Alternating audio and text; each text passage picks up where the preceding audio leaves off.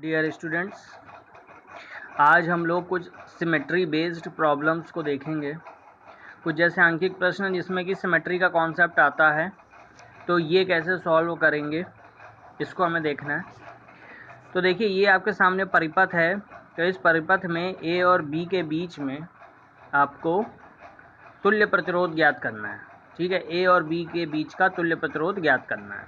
ठीक है, तो इसका तरीका ये होता है कि जैसे ए और बी के बीच में आपको ज्ञात करना है, तो ए और बी को आप, जैसे ए और बी जो लाइन है, ठीक है, ये जैसे ये लाइन देखिए बन रही है, ठीक, ये तो आप कुछ मत करिए।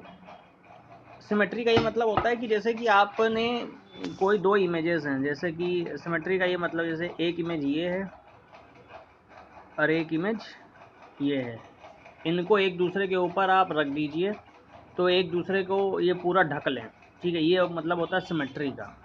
जैसे यहाँ बीच में कोई मिरर लगा है, ठीक, तो मतलब ये एक दूसरे को बिल्कुल ढक लें। ठीक, तो यानी कि सर्किट को, जैसे कि ये सिमेट्रिकल सर्किट है। सिमेट्रिकल सर्किट का मतलब क्या है? तो जैसे ये ए बी है, तो ए बी, ये जो लाइन दिख रही है, इस लाइन के लंबवत ये लाइन है, इस लाइन के लंबवत जो ये लाइन है, ये इसी से सर्किट को क्या करेंगे, फोल्ड कर देंगे, मतलब मोड़ देंगे। ठीक है, तो इसको जैसे आप मोड़ देंगे तो देखिएगा ये वाला इसके ऊपर आ जाएगा, ये वाला इसके ऊपर आ जाएगा, ये वाला इसके ऊपर, ये वाला इसके ऊपर आ जाएगा, और ये जो आर है, जो इधर आर है, ये 20 से डिवाइड हो जाएगा। देखो, ये जो आर है ये ऐसे 20 से इसके ऊपर एक आ जाएगा, लेकिन ये डिवाइड हो जाएगा 20 से। ठीक है, ये दो जो आर दिख रहे हैं ना आपको, ये दोनों आधे आधे हो जाएंगे। ठीक, बात समझ में आ गई आपको? अब जो आपको सर्किट देखना है, अब आपको केवल इतना सर्किट अभी पहले देखना है, उसके बाद दूसरा सर्किट। तो ये दोनों बराबर हैं, तो आप एक सर्किट का तुल्य प्रतिरोध निकालोगे, उसी से ही दूसरे सर्किट, उसी को दो बार उसका जो है दुगना कर दोगे, तो आपको पूरे प्रतिरोध का, पूरे परिपथ का प्रतिरोध पता चल जाएगा ए एंड बी के बीच का। ठीक है, कॉन्सेप्ट लगभग समझ में आ गया होगा। तो देखो, जब आपने इसको डिवाइड किया,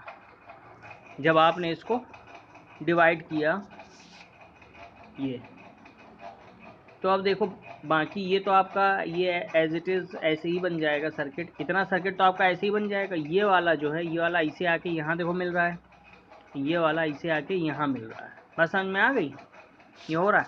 तो अब देखो इसको, ये देखो, ये मैंने लिख दिया, अगर ए बी का तुल्य प्रतिरोध ज्ञात करना है तो ए बी को मिलाने वाली रेखा के लंबवत परिपथ को दो बराबर भागों में विभाजित करें। अब इसमें पहले आधे हिस्से को अब कंसीडर करते हैं। ठीक, तो देखो, ये आपको सर्किट दिख रहा है, तो इसमें आपको देखिए, ये वाला जो पोर्शन है, ये वाला, ये R और R/2, ये दोनों समांतर क्रम में, ऐसे ही R और R/2 ये दोनों किसमें, समांतर क्रम में।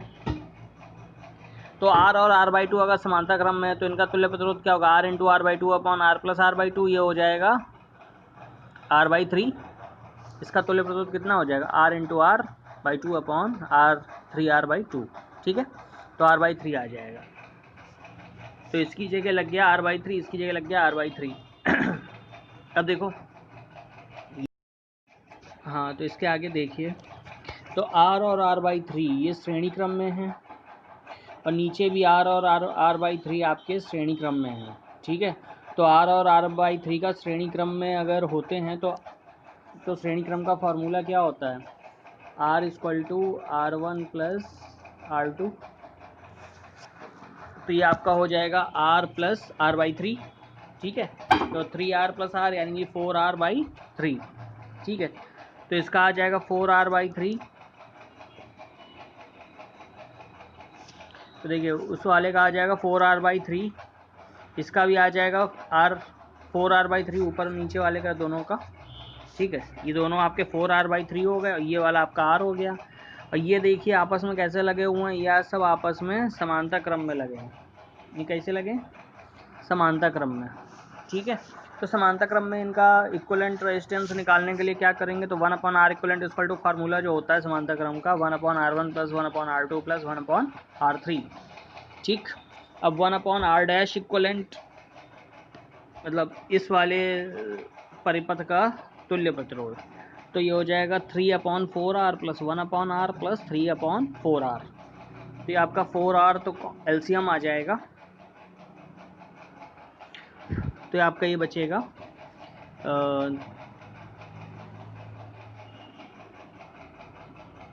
ये आ जाएगा 10/4r।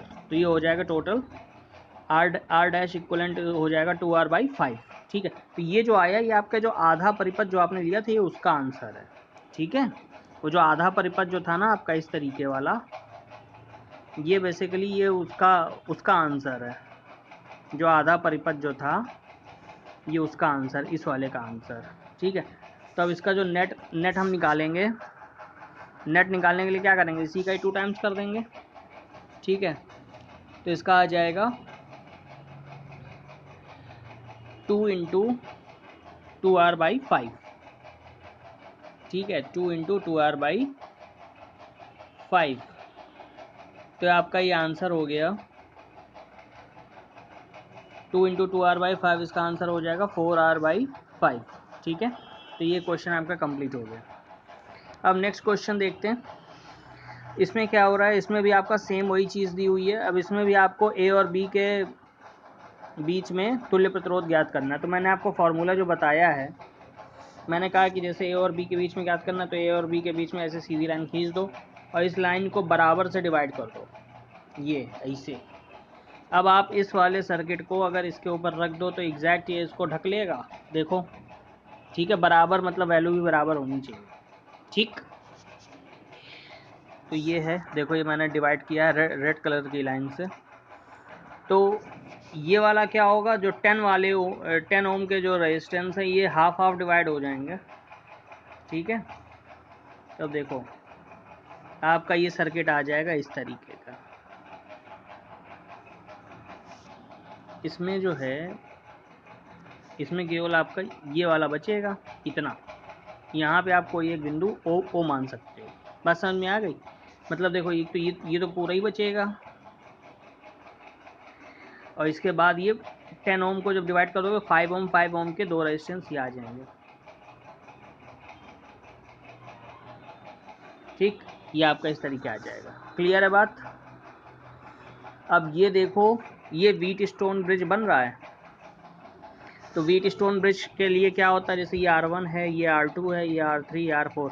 तो R1/R2 बराबर R3/R4 कर लो, या R1/R3 बराबर R2/R4 कर लो, बात बराबर है। तो दोनों का अनुपात बराबर आ रहा है, तो इसका मतलब ये जो सेतु है ये संतुलन में है।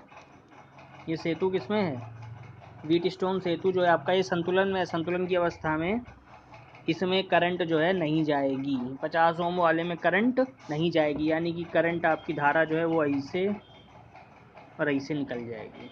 ठीक है, यहाँ से चलेगी, डिवाइड होगी और ये ऐसे आ जाएगी। ठीक है, अब देखो, तो 10 ओम और 5 ओम, 10 ओम 5 ओम ये आपके किसमें, सीरीज़ का मतलब श्रेणी क्रम में लगे हुए हैं। इधर 10 और 5 वाले भी सीरीज़ में लगे हुए हैं। 50 ओम वाला हट जाएगा, तो 10 और 5 का आ जाएगा 15 ओम। ठीक है, अब 15 ओम ये दोनों कैसे हैं, ये समांतर क्रम में लगे हुए हैं। तो 15 × 15/30 वही R1/R2 प्लस R2 कर दिया है, तो 15/2 ओम आ जाएगा। और ये क्योंकि आधे परिपथ का आया है तो इसका डबल कर देंगे तो पूरे परिपथ का आ जाएगा। ठीक है, तो R इक्वलेंट इक्वल टू हो जाएगा 2R',